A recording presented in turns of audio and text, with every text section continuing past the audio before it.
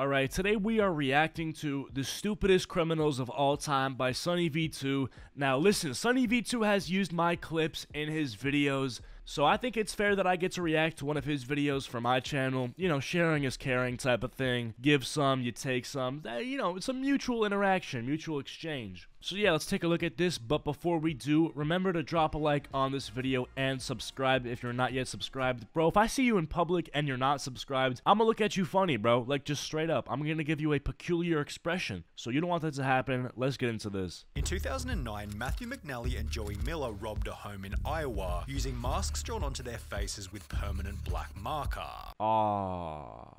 Wait, that didn't work out for them? This is such a good disguise. Man, it's unfortunate, bro. These criminals, all they had to do was just, like, wait 10 years before doing their theft, you know? Because home break-ins are so inefficient, they're not worth it. You have to put on a disguise, you have to risk there being violence. It's just not worth it, right? If these kids just waited 10 years for blockchain, bro, the amount of crypto scamming they could do would be crazy, bro. Tap into the Logan Paul method, you know, save the kids currency scamming. These kids would be... they'd be doing so much better, you know? And they wouldn't have to be looking mad foolish on sunnyv2 with permanent marker on their face. Like, bro, you look silly. This isn't like you, Joey. Joey, this isn't you. Matthew, I don't know about you. Maybe this is you. But Joey, come on, bro. You look silly. Like, take this off. Wipe this off. This isn't you. Whilst on the run, the two discovered that permanent black marker doesn't rub off easily, leading to their simple arrest and embarrassingly stupid mugshots. Yeah, I mean...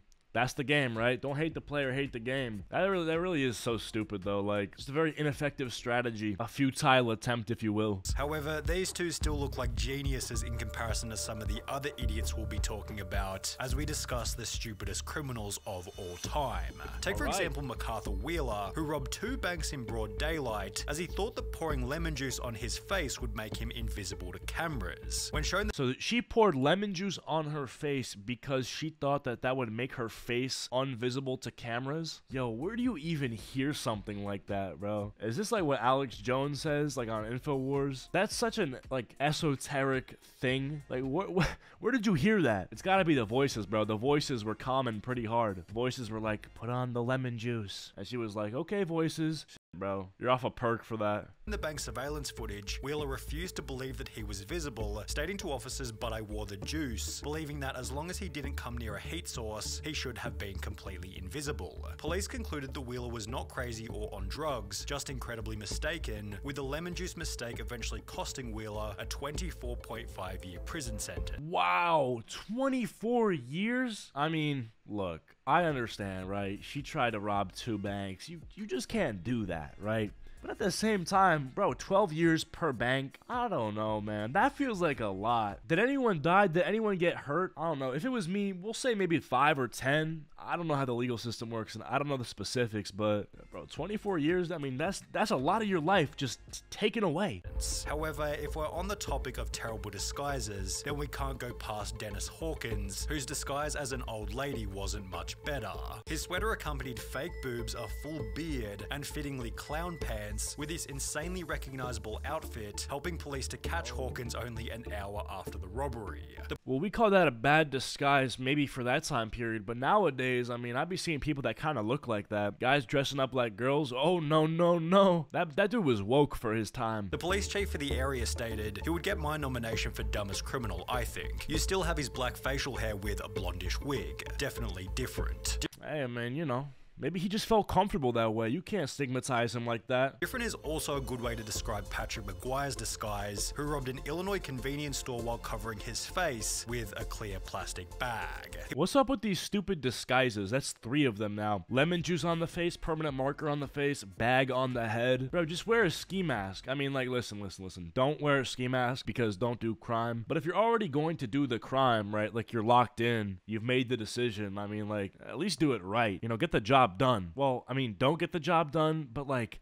how do I say this? Like, I don't know, man. I just personally, I don't go into things in life looking to do them badly, you know? So if I were to become a criminal, I would be a good one. Fortunately, I'm not going to be a criminal, so there's that. He was only able to obtain $60 from the robbery. However, due to his extensive criminal history, he was sentenced to 15 years in prison for the stunt, meaning that he had to spend 1 year in prison for every $4 stolen from the store. $60, my boy? Come on. $60? Bro, at that point, just go to like a city and lurk behind people, see if they drop some cash, bro. Or just collect a bunch of water bottles, go to like a Walmart and drop off your water bottles for cash. $60 is not worth it for 15 years, come on. Talk about a bad return.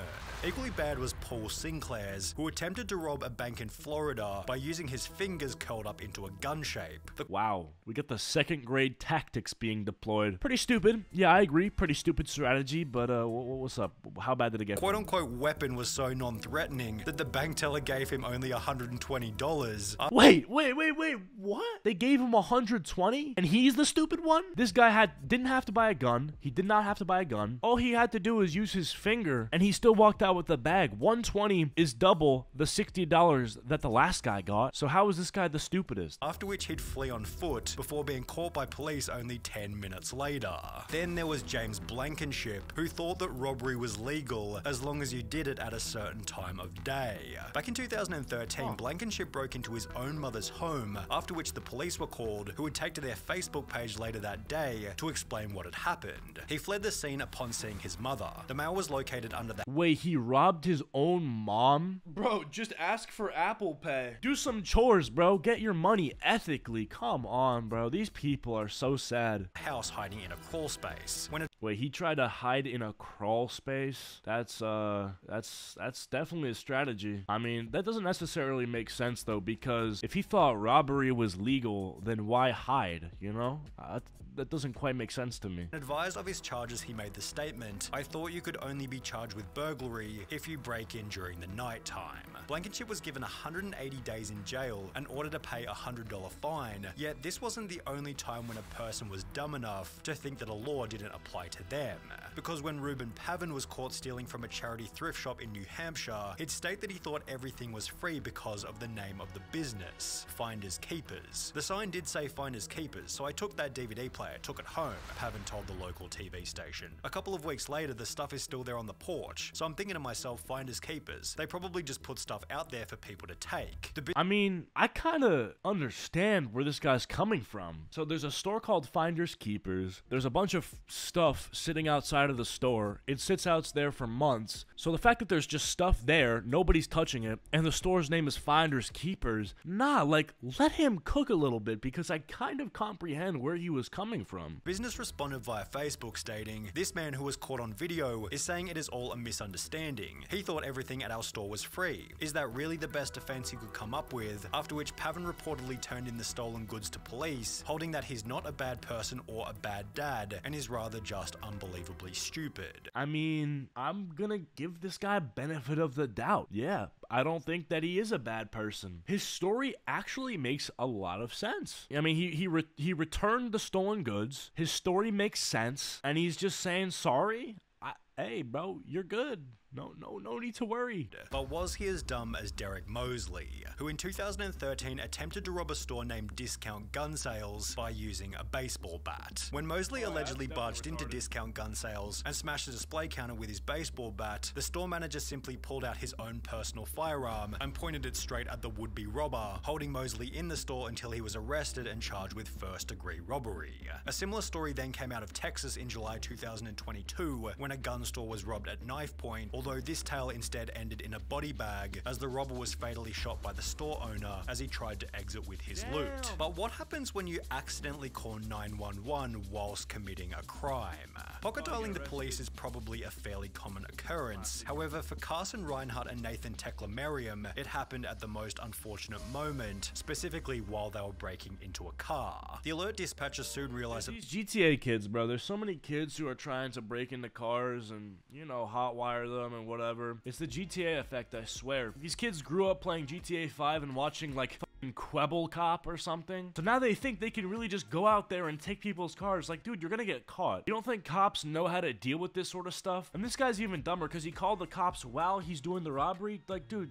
you're done. Pack it up. the call was an accidental one, and moreover that the guys on the other end might be up to no good. For the next 35 minutes, the dispatcher stayed on the line, listening and gathering information, as Tekla-Merriam and Reinhardt did the following. discovered a car that they thought they could burglarize, discussed how to break into the car, allegedly broke into the car, exclaimed in delight over finding narcotics in the car, became confused as to how and why a police car was following them, and reacted in disbelief when the arresting officer revealed that they'd been on the line to 911 the entire time. Hold on though, hold on. So the car they broke into had drugs in it. Does that car get in trouble too? I hope not, because that'd be so unfair. Like, imagine just getting broken into by a bunch of criminals, like your car gets stolen, but you get in trouble because the criminals found drugs in your car. That can't be legal, right? Like, there's gotta be some sort of safety net against that.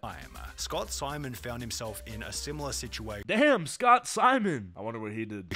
Although he looks like Lucky. Do you guys know Lucky? Under much more severe circumstances. Whilst on trial for murder in 2015, Scott was successfully sentenced to life in prison, as 2 years prior he'd pocket dialed the police while admitting to a friend that he was the one who committed the crime. He had no idea he called 911, a sheriff's office spokeswoman told the Miami Herald. He basically told on himself, as did Albert Bailey, although in a much stupider way.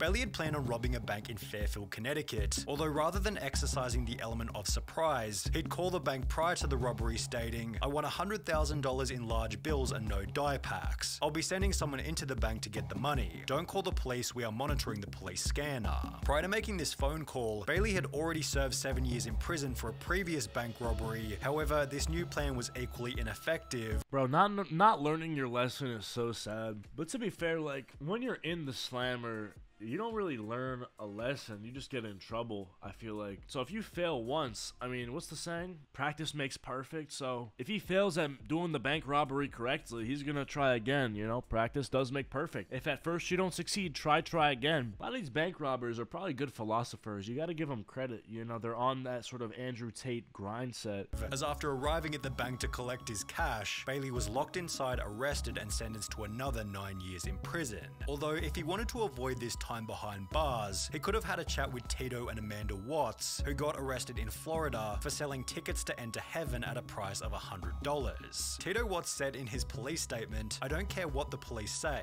the tickets are solid gold, and it was Jesus who gave them to me behind the KFC and said to sell them so I could get me some money to go to outer space. You should arrest Jesus because he's the one who gave me the golden tickets and said to sell them. I'm willing to wear a wire and set Jesus up." Wait a second, this guy got arrested for selling tickets that can get you into heaven? Wait, but that's fine, because he's actually selling you something. If you're dumb enough to buy that, then I don't understand what the problem is. This guy's selling something that's like legal and he's getting in trouble? Wait, that's actually dumb as hell. This guy's not stupid. The couple had apparently earned over $10,000 from the stunt, meaning that they were able to find people even dumber than them, one of which might have been Ruben Zarate. While attempting to rob a muffler shop in 2008, Zarate was told that the shop couldn't access the money safe without their manager, who didn't begin his shift until later that afternoon. Instead of bailing on the robbery, Zarate instead gave them his phone number, asking them to give him a ring the next time the manager was in. They did so later that afternoon, although after returning to the store, Zarate received no money and was instead met by police and charged with aggravated robbery. Then there was the man who gave the people he was robbing something even stupider. The unnamed robber walked into a London bank carrying a gun and a bag, which he'd take to the front desk before demanding £700,000 in cash from the bank worker. But after making his demands, the crook handed over his gun to the cashier instead of the bag. Investigating authorities stated, the guess is that he is very inexperienced and panicked when he approached the cashier, handing over his gun instead of a bag by mistake. But I guess you could say he fumbled the bag. Alright, yeah, I should probably let sunnyv2 do the video. But yeah, I mean, that guy probably is the stupidest one out of all of them. Comment down below who you think the stupidest one in this video was so far. I think it was either that guy or the kid who thought burglary was legal. But it was Trevor Jones who left an even more damning piece of evidence at his crime scene. After breaking into a house in Atlanta, Jones took a moment to check his Facebook on the owner's computer before leaving without logging out. Holy shit.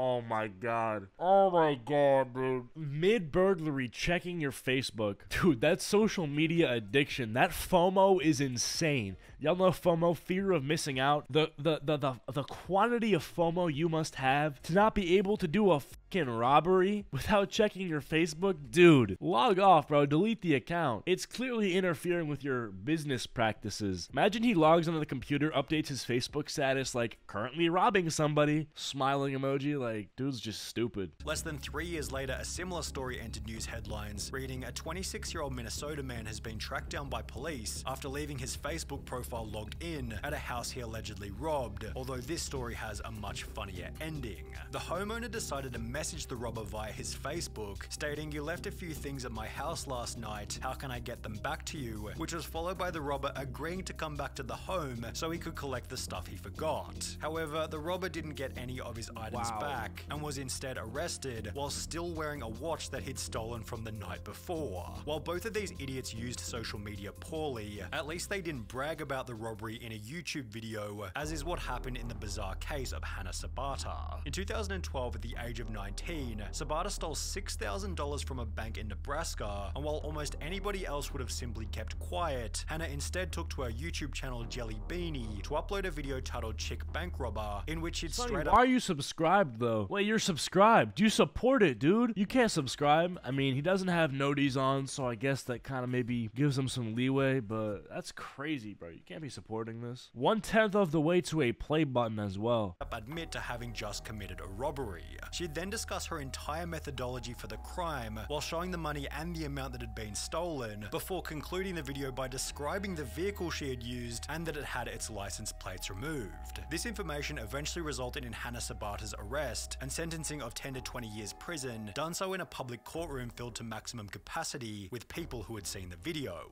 Just 2 years prior to this, 21-year-old Frank Singleton was being released from Palm Beach County Jail, having just served time for a trespassing charge. The only issue was he didn't have a car to leave the jail, so he decided to steal one from the visitors' parking lot, yet the car he decided to steal was a manual and he could only drive auto. Singleton sat in the car looking like an idiot before being arrested and sentenced to a further 6 years in prison, telling deputies that he tried to take the car because he didn't feel like walking to his home about 6 miles away. And while you may be sat here thinking that these criminals can't get any dumber, it's time to introduce 53-year-old Michael Anthony Fuller. While it's common knowledge that the US banknote doesn't go any higher than $100, Fuller had the genius idea to create a counterfeit $1 million note before trying to use it at his local Walmart. He loaded his cart with a vacuum cleaner, a microwave, and various other items totaling $472 before handing the $1 million note to the cashier, expecting $999,528 in change. Needless to say, Walmart wasn't able to facilitate this, and instead store staff called police. Fuller was later charged with attempting to obtain property by false pretense and uttering a forged instrument. Fair enough. Fair enough. And those are the dumbest criminals. I hope you guys enjoyed. Leave a like and subscribe if you enjoyed. Comment down party if you made it to the end of the video. Follow my social medias. Links are all down below. And I'll see you guys later.